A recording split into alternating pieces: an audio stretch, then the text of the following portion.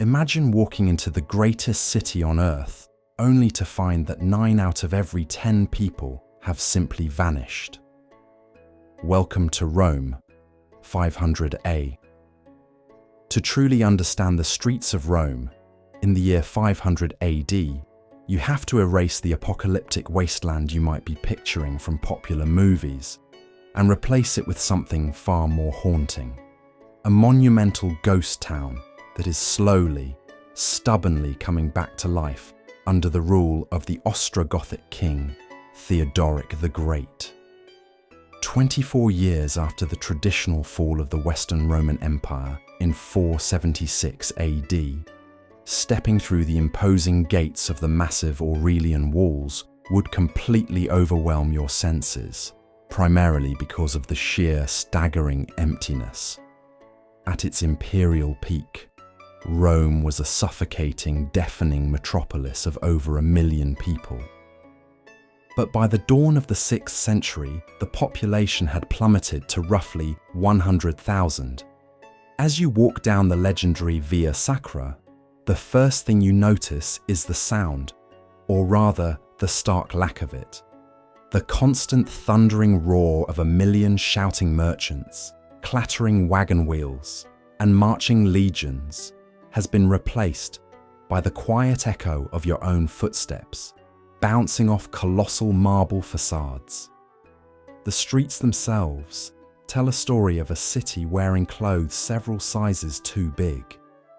The massive paving stones of basalt are still there, perfectly engineered and intact.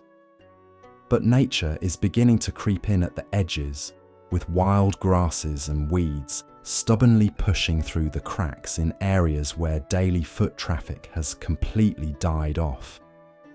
If you wander toward the edges of the city near the perimeter walls, it feels like the countryside has actively invaded. Entire neighborhoods that once housed thousands of working-class plebeians have been abandoned. Their roofs caved in with wild vines swallowing the brickwork and sheep grazing lazily where crowded urban apartment blocks once stood. Yet, as you move closer to the heart of the city, the atmosphere dramatically shifts from abandonment to a music-eerie functioning resilience. The Ostrogoths did not want to destroy Rome, they wanted to inherit its prestige. Because of this, the streets in the monumental centre are remarkably clean and well-maintained. You would look up to see heavy wooden scaffolding clinging to the sides of ancient temples and civic basilicas. As Theodoric actively funded massive public works projects to restore the city's decaying monuments, the vital aqueducts, heavily damaged in previous decades of siege, have been repaired, and the glorious sound of rushing water once again fills the streets, spilling into public fountains and feeding the still functioning public baths. The people walking these streets represent a bizarre, fascinating collision of two worlds. You would pass by elite old money Roman senators, clinging desperately to their heritage, strutting proudly in their bright white silk togas as they head toward the Senate House. Walking right alongside them, you would see towering Ostrogothic soldiers and administrators wearing heavy wool trousers and furs, carrying themselves as the new masters of Italy, but looking upon the marble wonders around them with genuine awe. In the bustling sectors like the Sabura or the remains of Trajan's Market, the streets are alive with the sounds of commerce, albeit on a much smaller scale. Blacksmiths hammer away at iron, bakers pull fresh loaves from communal brick ovens, and merchants loudly haggle over imported goods. As evening approaches, the lighting on these ancient streets changes the city's entire character. Without the tightly packed crowds of the past, the shadows cast by the towering columns seem incredibly long, stretching across the half-empty piazzas. The street-level smells are a complex mix. The familiar scent of burning olive oil lamps and wood smoke from local hearths still wafts through the air. But the overwhelming stench of raw sewage that once plagued the overpopulated capital has dissipated. If you stroll toward the Circus Maximus, you might be shocked to find the streets suddenly choked with excited crowds.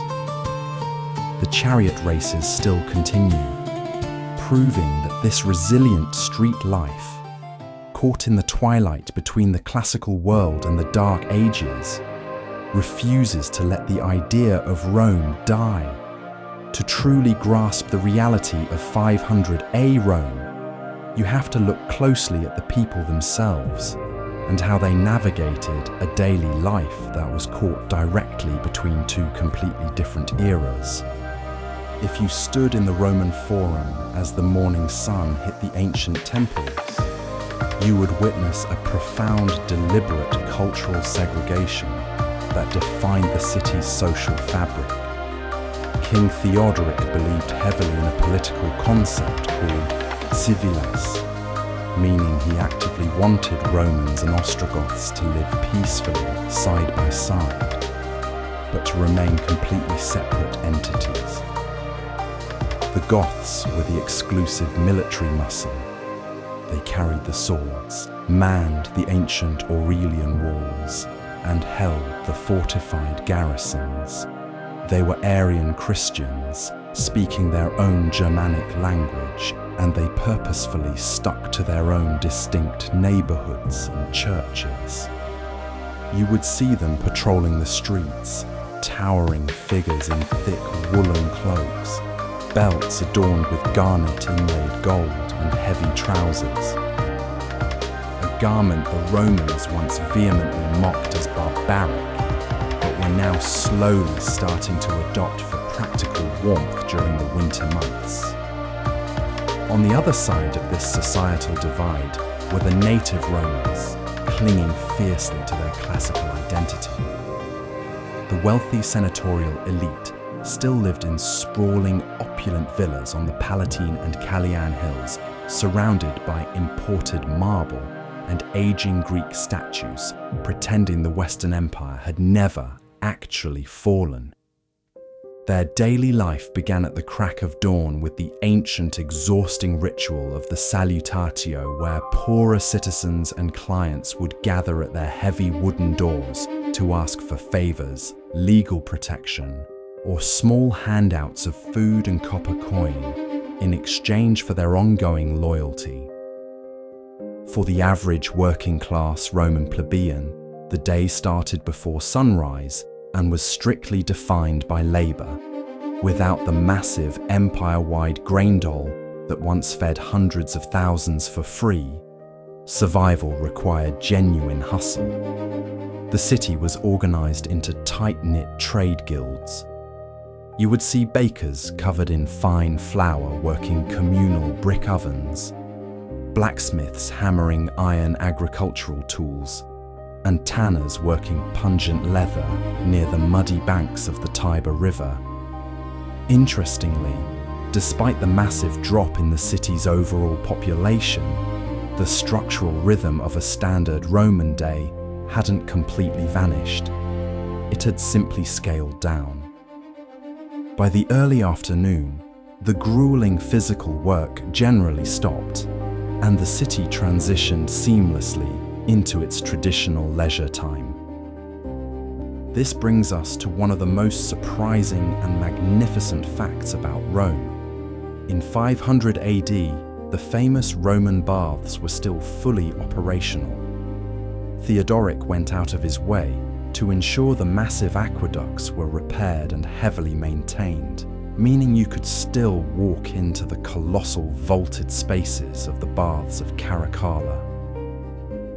Imagine stepping out of the noisy, dusty streets and into these towering marble halls.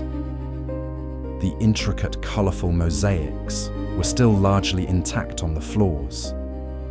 The high vaulted ceiling still echoed with the loud laughter of the crowds, and Romans still moved methodically through the heated rooms to the freezing plunge pools, scraping the daily dirt from their skin with cheap olive oil and a curved metal stridle. It was here, submerged in the warm water, that the ghost of the old empire felt most vibrantly alive. People gambled with bone dice, gossiped about local scandals, and loudly discussed the politics of the day. When they weren't lounging at the bars, their obsession with mass public entertainment remained entirely unchanged. While the bloody, fatal gladiatorial combat of the Colosseum had been heavily outlawed decades earlier, the massive arena still hosted theatrical, highly dangerous animal hunts. But the true undisputed heart of daily excitement was the Circus Maximus. The massive chariot racing factions, specifically the dominant blues and the greens, commanded an almost religious, dangerous fanaticism. On race days, tens of thousands of citizens, both native Roman and Ostrogoth alike, would pack the stands, screaming themselves absolutely hoarse as four-horse chariots drifted violently around the treacherous turning posts. For those few chaotic hours in the afternoon, surrounded by the deafening roar of the cheering crowd and the sharp smell of kicked-up dust and horse sweat, the citizens didn't feel like survivors lingering in a fallen city. They felt exactly like the masters of the world, living out the intense daily passions their ancestors had enjoyed for centuries.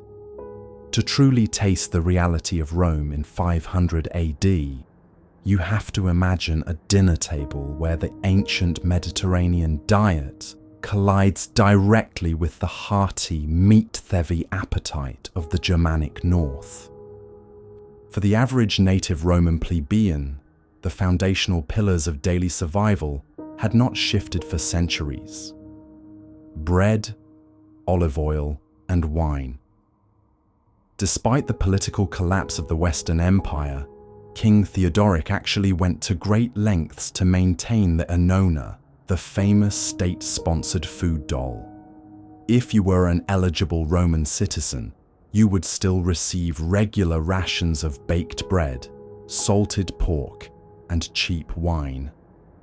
A brilliant political move specifically designed to keep the remaining population fed and completely docile.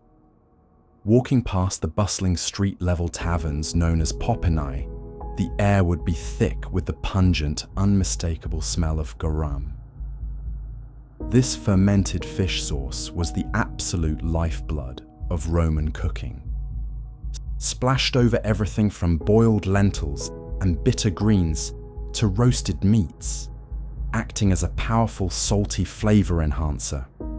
The poorer citizens, living in crowded multi-story brick apartments without proper indoor kitchens, relied heavily on these smoky street vendors for their daily calories. Here they would grab a quick, cheap meal of dense barley porridge, heavily garlicky cabbage, or thick chickpea stew, washing it all down with water mixed with a harsh, sour wine. However, if you cross the cultural divide into the heavily guarded Ostrogothic neighborhoods, the culinary aroma of the streets changed dramatically. The Goths brought the dietary habits of the colder northern forests directly to the heart of Italy. While they quickly developed a taste for local Italian wines, their traditional meals were built heavily around large portions of roasted meats, specifically beef and mutton, rather than the traditional Roman pork. Instead of cooking primarily with olive oil, the Goths preferred rich, heavy butter and animal fats, and you would often find them drinking thick, cloudy ales brewed from fermented grains alongside their wine. For the ultra-wealthy Roman senatorial elite, dining remained a desperate, lavish performance of clinging to the old imperial glory. If you were invited to a high society banquet on the Palatine Hill, you would still recline on cushioned wooden couches, picking at exotic dishes specifically designed to show off vast wealth. Private cooks would serve whole roasted boars stuffed with spice sausages and fruit, delicate dormice rolled in honey and poppy seeds, and complex seafood dishes brought in fresh from the coastal port of Ostia. They sweeten their desserts exclusively with expensive honey, as processed sugar was virtually unknown, and heavily spiced their imported wines with black pepper, mastic, and fragrant flower petals. Yet even in these opulent dining rooms, the historical reality of the 6th century could not be entirely ignored.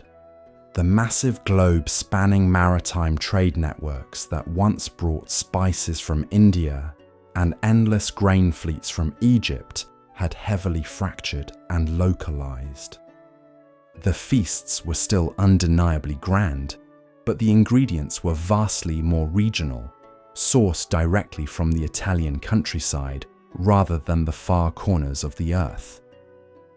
In every bite of coarse bread dipped in local olive oil and every sip of spiced wine, the people of 500 AD were consuming the physical remnants of a fractured empire, sustaining themselves in a twilight city that was slowly transforming into something entirely new.